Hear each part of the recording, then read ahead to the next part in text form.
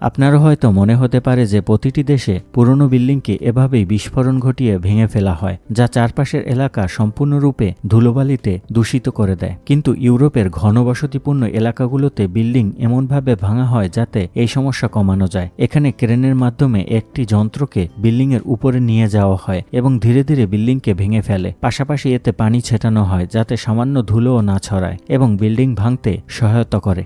আপনি কি জানেন যে আমাদের দেশে সামান্য ভূমিকম্প হলেও বিল্ডিংগুলো খেলনার মতো ভেঙে পড়ে যায়, কিন্তু জাপানে সবচেয়ে শক্তিশালী ভূমিকম্প হয় কিন্তু তবুও সেখানে বিল্ডিংগুলো স্থির থাকে। এর কারণ হলো জাপানে বিল্ডিং তৈরির সময় একটি বিশেষ প্রযুক্তির ব্যবহার করা হয়, যার ফলে ভূমিকম্প এলেও বিল্ডিংগুলো ভেঙে পড়ে না। বিল্ডিং তৈরির সময় সেটি যতই শক্তিশালী করে বানানো হোক না কেন, ভূমিকম্পে কিছুটা ক্ষতিগ্রস্ত হবেই। কিন্তু জাপানে যখন বিল্ডিং তৈরি করা হয় তখন তার নিচে একটি মুভিং প্লেট লাগানো হয়। এই মুভিং প্লেটটি ভূমিকম্প হলে নিজে নড়ে কিন্তু বিল্ডিংকে নড়তে দেয় না। এই প্রযুক্তির জন্যই জাপানের বিল্ডিংগুলো সহজেই ভূমিকম্প সহ্য করতে পারে। এটি হলো কংক্রিট ভাইব্রেটর, একটি যন্ত্র যা কংক্রিটকে সঠিকভাবে সেট করার কাজ করে। এই কাজটি ম্যানুয়ালিও করা সম্ভব, কিন্তু ম্যানুয়ালি করলে এর মধ্যে ছোট ছোট এয়ার বাবল থেকে যায় এবং সেই জায়গায় ফাঁকা অংশ তৈরি হয়। তবে এই ভাইব্রেটরের সরু টিউব সম্পূর্ণরূপে ভেতরে গিয়ে কংক্রিটকে ভাইব্রেট করে, যার ফলে সব এয়ার বাবল বেরিয়ে আসে এবং কংক্রিট উপরে ও ভেতরে উভয় দিক থেকেই মসৃণ হয়ে যায়। দেখুন, একটি স্প্রে কংক্রিট টেকনিক রয়েছে যেখানে পাইপের মাধ্যমে কংক্রিট স্প্রে করে প্রয়োগ করা হয়। এতে এতটাই প্রেসার থাকে যে কংক্রিট সারফেসের সাথে আটকে যায়। এই কংক্রিট স্প্রে পদ্ধতি বড় প্রকল্প যেমন টানেল লাইনিং বা মাইনের ঢাল কভার করতে ব্যবহৃত হয়। এই টেকনিকের আসল ব্যবহার বাঁকানো জায়গাগুলোতে করা হয়, কারণ মোল্ডিং পদ্ধতিতে এমন স্থানে কংক্রিট সেট করা বেশ কষ্টকর হয়।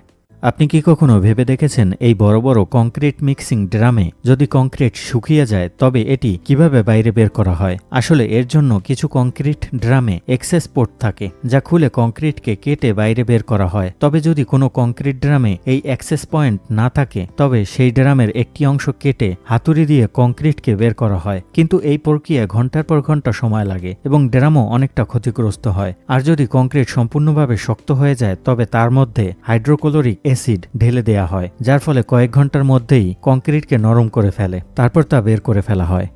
মাইনিং এবং অন্যান্য কাজের জন্য পাহাড়ে টানেল তৈরি করার পরে তাদের ফেন্সিং করা হয়। এই প্রক্রিয়ায় টানেল খননের পর লোহার রডের তৈরি জাল টানেলের দেয়ালে সংযুক্ত করা হয়। ড্রিলিং এর মাধ্যমে গর্ত তৈরি করে তাতে স্ক্রু লাগানো হয়। এরপর টানেলের দেয়ালে কংক্রিট মিশ্রণের স্প্রে করা হয়। কংক্রিট শুকানোর পর টানেলের দেয়াল থেকে পাথর ধসে পড়ার ঝুঁকি কমে যায়। এই ধরনের ফেন্সিং পাহাড়ে ভূমিধস রোধ করার জন্য ব্যবহার করা হয়।